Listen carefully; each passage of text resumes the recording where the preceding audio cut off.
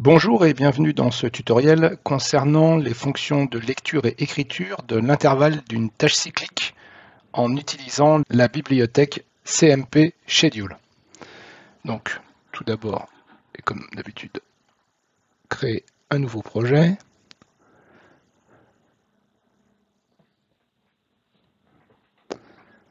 Donc, machine expert v2.2.1.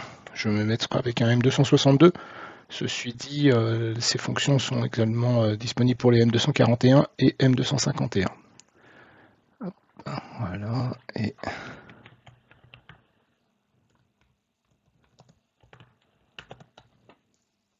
voilà.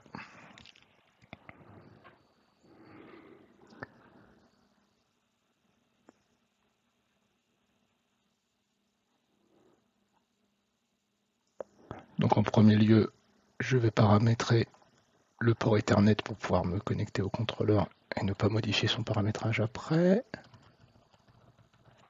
Voilà, comme d'habitude, je valide tous les protocoles. Et voilà. Donc j'ajoute la bibliothèque CMP Schedule.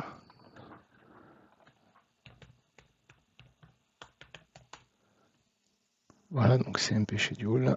Hop, je la sélectionne, OK. Et dans cette bibliothèque, nous allons utiliser alors Schedule Get Task Interval qui est ici, Schedule Set Task Interval qui est là, et également Schedule Get Current Task qui, elle, va nous servir à récupérer le handle de la tâche qu'on utilise de façon à pouvoir après utiliser donc ces deux fonctions-là. Voilà, donc dans SRMain, alors j'ai un bout de code, je vais le copier, je vous l'explique immédiatement. Voilà. OK.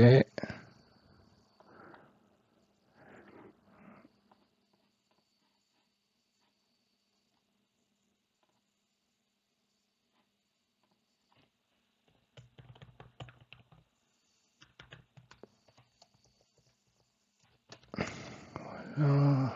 Ça c'est bon. OK.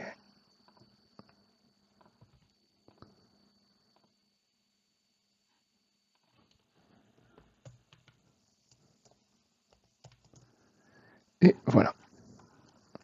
Alors le but de cette branche de if, c'est pour aller lire, donc get task interval, l'autre c'est pour aller l'écrire, et là c'est juste une addition de façon à pouvoir voir le comportement de la tâche. Donc par défaut, la tâche dans laquelle tourne le SRMain tourne à 10 millisecondes.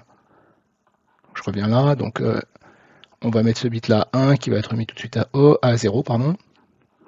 Et puis après on va récupérer le handle, et là on va écrire la valeur. Enfin on va lire la valeur. Et ici, on va aller l'écrire. Donc on met le bit à false. On vient. Oups là, pardon. Ici. Voilà. On vient juste.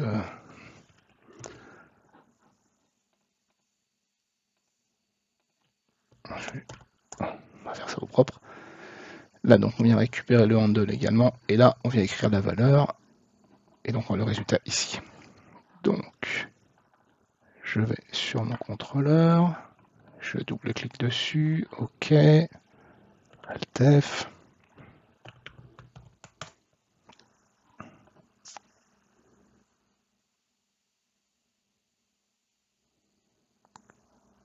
Et le code est en cours de création. C'est bon, pas d'erreur. En cours d'envoi. Voilà, l'envoi est fait, on est en stop, on se met en run. OK. Donc on revient ici. Donc ce qui va nous intéresser, c'est la valeur qu'on va lire ici. Alors attention, la valeur est, dans mes souvenirs, en microsecondes. Voilà, c'est ça. La valeur de la tâche est en microsecondes, il faut faire attention. Donc, je mets ce bit à true. OK. Et donc on voit écrit 10 000. Donc 10 000 microsecondes, 10 millisecondes. Donc je vais copier cette valeur, je vais la coller ici, et oula, pardon.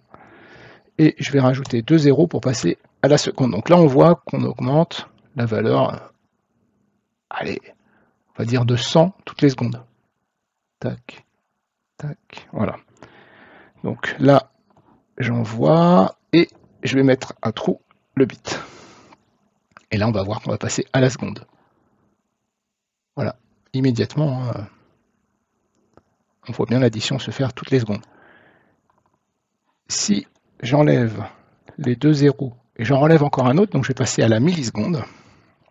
On va également l'observer assez vite. Alors attention, hein, bien sûr, petite parenthèse, si vous mettez un temps qui n'est pas assez important, vous pouvez tomber en défaut. Mais également, si la tâche dure plus longtemps que le temps que vous avez mis, ben, vous pouvez également passer en défaut. Voilà, c'est important, hein. Notez-le bien. OK.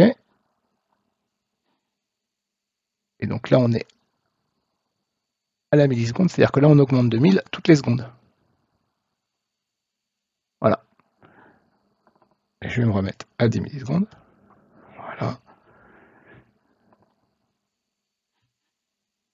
Je vais remettre 0 pour que ça soit légèrement plus lisible.